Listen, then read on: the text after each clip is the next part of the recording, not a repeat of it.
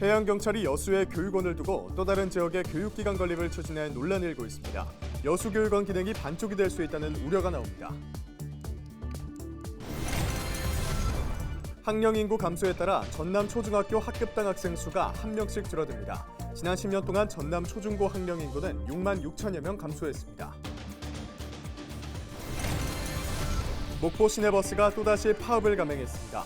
버스 대란이 현실화됐는데 파업을 막기 위한 회사 측의 노력은 부족했습니다. 전남 대부분 지역이 올가을 들어 가장 낮은 기온을 기록했습니다. 기상청은 이번 추위가 20일까지 이어질 것으로 전망했습니다.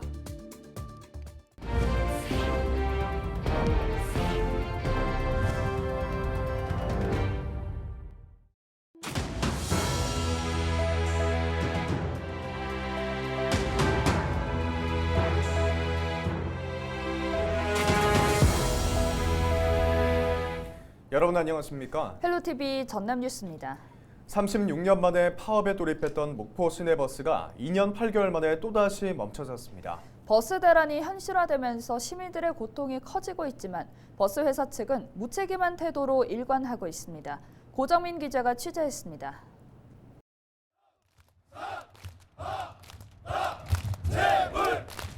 임금 청산 목소리 임금 인상 쟁취 투쟁. 목포 시내버스 운전원들이 한자리에 모였습니다. 18일 새벽 5시를 기해 무기한 파업에 돌입한 겁니다. 이들은 24억 원 규모의 밀린 임금 청산과 7.4%의 임금 인상을 요구하고 나섰습니다.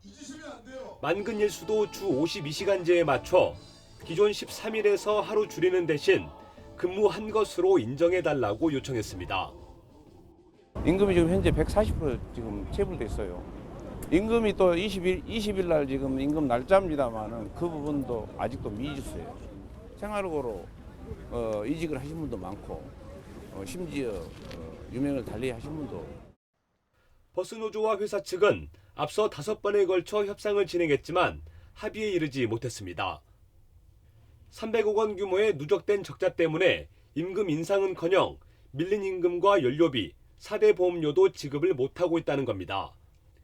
결국 공영제를 도입하거나 목포시가 추가로 예산을 투입해야만 파업을 해결할 수 있다는 게 사측의 입장. 그런데 회사가 어렵다면서도 대표이사는 운전원의 5배에 달하는 2억 원의 연봉을 받아왔습니다. 회사 스스로 자구책을 찾기보다 목포시의 책임을 전가하고 있는 셈입니다. 지금 현재 노사 간에는 저희들이 참석 좀 해달라고 부탁은 할 수 있어도 강요는 할 수가 없죠. 참석을 안 한 거거든요. 벌써 지금 회사에서 그 안을 제시하기가 좀 힘든 상황입니다. 더구나 시내버스는 공적 자금이 투입되지만 노사 협상 과정에서 목포시의 참여는 배제됐습니다. 예를 들어 만근 일수를 먼저 조정한 뒤 차츰 임금 인상안을 논의할 수 있지만 정작 행정기관은 대화할 기회조차 얻지 못한 겁니다. 목포시는 반복되는 갈등을 해소하기 위해 노선 개편과 준공영제 도입을 검토하겠다고 밝혔습니다. 그러면서 이미 30억 원의 지원금을 편성했는데도 파업을 막지 못한 건 유감이라며 하루빨리 현장에 복귀해달라고 촉구했습니다. 이분들의 발을 묶는 파업은 어떠한 이유로도 정당화될 수 없다고 생각합니다. 노조와 사측 모두 한시라도 빨리 시내버스가 정상 운영될 수 있도록 양보와 고통 분담의 지혜를 발휘해 줄 것을 당부드립니다. 해마다 버스 회사에 투입되는 시민 열세는 100억 원 정도. 밑빠진 독에 물 붓는 격이 반복되는 사이 버스는 또다시 멈췄고 결국 피해는 시민들이 고스란히 떠안게 됐습니다. 그러니까 자가용이 없는 학생들에게는 통학 시간이 길어지고 그리고 이제 집을 갈 수 있는 상황 자체가 여건이 풀어지지 않다 보니까 그런 부분이 더 힘들어지지 않을까 생각합니다. 헬로티비 뉴스 고정민입니다. 목포 시내버스 노조가 파업에 돌입하면서 지역 정치권에서도 즉각 철회하라는 입장을 내비쳤습니다. 민주당 목포시 지역위원회는 성명을 내고 시내버스 경영진과 노조가 목포 시민의 발을 볼모로 삼고 있는 만큼 파업을 즉각 철회해야 한다고 촉구했습니다. 그러면서 막대한 시민 혈세로 유지되는 시내버스 회사가 파업이라는 최악의 수단을 내놓기보다 대화와 협상을 통해 해결책을 모색해야 한다고 강조했습니다. 태원과 유진에는 올해도 목포 시민의 혈세 118억이 지원됐습니다. 목포 시민의 발인 시내버스는 결코 멈춰서는 안 됩니다. 태원 유진 경영진과 노조는 버스 파업을 막기 위한 협상에 적극 나서주기 바랍니다. 전남 시장 군수들이 도교육청의 학생 교육수당 예산 분담을 반대해 파장이 예상됩니다. 지난 17일 해남에서 열린 시장 군수협의회 정례 회의에서 시군 단체장들은 도교육청이 지자체로 의견을 물은 전남 학생 교육수당에 대해 반대 입장을 나타냈습니다. 시장 군수들은 학생 교육수당을 전남 초등학생 전체에 지급하는 게 타당하다며 목포 등 6개 시군을 제외하는 것에 반대했습니다. 이와 함께 중고등학생 교육수당은 도교육감의 공약 사항이기 때문에 도교육청 자체 예산으로 지급하는 게 타당하다고 의견을 모았습니다. 학생 교육수당은 도내 초중고등학생에게 매월 20만 원씩 지급하는 제도로 도교육청이 내년 시행을 목표로 추진하는 제도입니다. 학령 인구 감소에 따라 전남 초중학교 학급당 학생 수가 1명씩 줄어들 전망입니다. 전남도 교육청은 2023년 학급 편성 기준을 마련한 결과 시지역 초등학교 학급당 학생 수는 기존 30명에서 29명으로 중학교는 31명에서 30명으로 감소할 전망입니다. 반면 고등학교 정원은 2007년 황금돼지띠 출생아 증가로 일시적으로 신입생이 늘어 최대 30명까지 늘리기로 했습니다. 전남의 초중고 학령 인구는 최근 10년 동안 6만 6천여 명 감소해 올해 18만 3천여 명으로 집계됐습니다. 8년 전 여수시는 해양경찰 교육원을 유치하는 성과를 거뒀는데요. 교육원 개원 이후 지역 경제에 적지 않은 순풍이 불었습니다. 그런데 해양경찰청이 여수교육원을 그대로 둔 상태에서 다른 지역에 또 다른 교육기관을 건립한다는 소식이 알려지면서 지역사회가 반발하고 있습니다. 여수교육원의 기능이 반쪽이 될 수 있다는 우려 때문인데요. 보도에 송하영 기자입니다. 여수해양경찰 교육원입니다. 교직원을 비롯한 상주 인원이 250여 명에 달합니다. 여수시는 교육원을 유치하기 위해 진입도로를 확장해주고 취득세를 감면해주는 등 640억 원 규모의 인센티브 제공을 약속했습니다. 해양경찰 교육원이 여수에 둥지를 튼 지 8년째. 지난 2018년부터 여수시가 해양경찰 교육생을 대상으로 전입 인센티브를 제공한 뒤 현재까지 한 해 평균 교육생 30여 명이 주소지를 이전해 온 것으로 집계됐습니다. 그런데 최근 해양경찰청이 다른 지역에 인재개발원 건립을 추진하고 있는 것으로 확인됐습니다. 여수교육원의 접근성이 떨어져 별도의 교육시설이 필요하다는 겁니다. 인재개발원 건립 부지로 강원도 삼척과 충남 보령, 당진시가 거론됩니다. 해경은 인재개발원 건립에 말을 아끼고 있습니다. 이게 아직 구체적으로 더 나온 것도 아니고 별도에 이렇게 계속 나가면은 좀 어려움이 있다라고 하더라고요. 여수시민사회단체는 다른 지역에 인재개발원이 조성될 경우 여수교육원이 제 기능을 못할 것이라고 우려합니다. 교육원 여수 유치 효과도 반감될 수 있다는 겁니다. 시설에 대한 충분한 활성화 노력과 이런 것 없이 다시 인재교육원을 다른 곳에 지어서 교육시설을 이원화한다고 하니까 여수 시민들은 거기에 대해서 좀 우려를 하고 있는 것 같습니다. 애초에 약속했던 것과 또 여수 시민들이 기대했던 것과는 많이 다르다고 생각합니다. 정치권에서는 해양경찰청이 신규 인재개발원 추진이 아닌 기존 교육원 활성화 방안을 제시해야 한다고 밝혔습니다. 최첨단 시설 같은 해경교육원이 아무래도 교육 인원이 줄어들게 되고 또 당초 약속했던 해경대학을 만들기 위해 서로 간에 기왕에 있던 시설마저 지금 축소되는 이런 형국이라서 지역 주민들의 반발이 지금 불을 보듯 뻔하고요. 하여튼 간에 약속을 지키지 않는 그런 면도 있기 때문에 저희들로서는 이 부분을 좀 용납할 수가 없다 이런 입장이고요.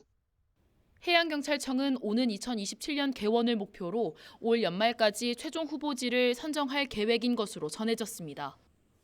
헬로티비 뉴스 송하영입니다. 전남 대부분 지역이 올가을 들어 가장 낮은 기온을 기록했습니다. 광주 기상청에 따르면 18일 전남 화순 북면이 영하 1도로 최저 기온을 보였고 나주 다도 1도, 곡성군 1.7도, 담양 봉산 2.6도를 기록했습니다. 기상청은 이번 추위가 20일까지 이어지고 낮과 밤의 온도차는 15도 내외로 매우 클 것으로 전망했습니다. 해가 일찍 저무는 퇴근 시간에 교통사고 위험이 커진다는 분석 결과가 나와 주의가 요구됩니다. 전남경찰청은 지난해까지 3년 동안에 10월부터 12월까지 발생한 교통 사망사고를 시간대별로 분석한 결과 퇴근 시간대에 피해가 집중됐다고 밝혔습니다. 사망사고 비율은 오후 6시에서 8시 사이가 36명으로 15%를 차지해 가장 많았고 오후 4시에서 6시 사이가 33명으로 집계됐습니다. 경찰은 해질 무렵 도로 환경이 어두운 가운데 자동차와 보행자가 일시적으로 증가해 사고 위험이 커졌다고 설명했습니다.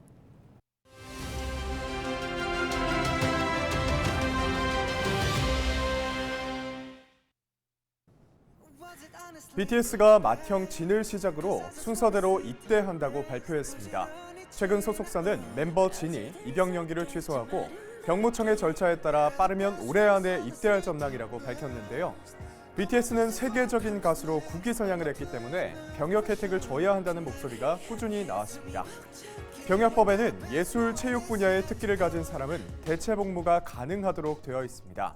하지만 대중문화는 포함되지 않아 그 형평성 문제가 이어져 왔는데요. 논란이 되기도 했지만 결국 BTS는 군대에 가게 됐습니다. 군복무에는 누구도 예외일 수 없죠. 우크라이나와 러시아 전쟁이 일어난 지 8개월이 다 돼가고 있지만 끝날 기미가 보이지 않습니다. 북한은 올해 들어서만 모두 27번 미사일을 발사했습니다. 설마 하는 안전 불감증이 튼튼한 두 개의 금을 가게 하는 것은 아닌지 생각해 볼 일입니다. 미국의 초대 대통령 조지 워싱턴은 이렇게 말했습니다.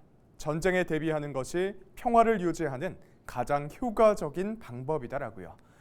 오늘도 국방의 의무를 성실히 수행하고 있는 장병 여러분을 응원합니다. 데일리 브리핑이었습니다.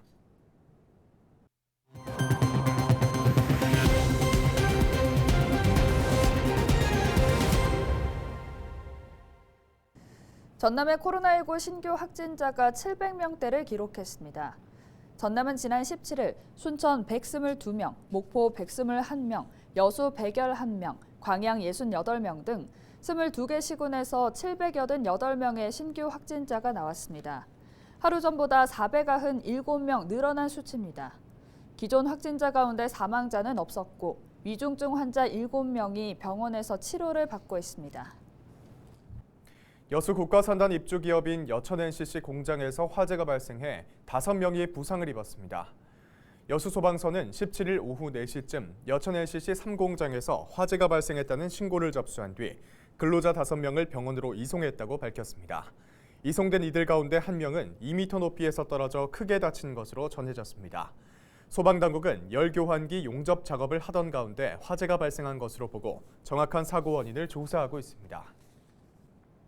강진군의 대표 작물 가운데 하나인 쌀귀리가 농작물 재해보험 품목에 포함됐습니다. 강진군은 강진귀리를 재해보험 품목에 등록하기 위해 그동안 농림축산식품부에 건의하고 수요조사와 평가를 진행했으며 올해 말까지 보험 가입을 진행한다고 밝혔습니다. 그동안 귀리는 재해보험 대상에 포함되지 않아 자연재해로 피해가 발생해도 보험 혜택을 받지 못했습니다. 강진군 귀리는 250농가 900헥타르에서 재배되고 있으며 전국 재배 면적의 60%를 차지하고 있습니다. 해남군이 전라남도의 친환경 과수 채소 전문단지 공모 사업에 선정돼 사업비 7억 원을 확보했습니다. 해남군은 이번 공모 사업 선정을 계기로 친환경 재배 농가의 생산과 유통시설, 장비 지원에 나서기로 했습니다. 특히 일부 영농조합에 대해서는 농산물을 오랫동안 보관해도 신선도가 유지되는 이른바 CA 펠릿 저장 시스템 설치를 지원하기로 했습니다. 진도군이 가을철 악취의 주범인 은행나무의 열매를 수거하기 위해 수집망을 설치했습니다. 진도군은 가을이면 은행나무 악취 민원이 잇따르면서 유동 인구가 많은 지역에 은행나무 아래에 수집망을 설치했다고 밝혔습니다. 수집망은 열매가 바닥에 떨어지기 전에 수거할 수 있도록 그물 형태로 제작됐습니다.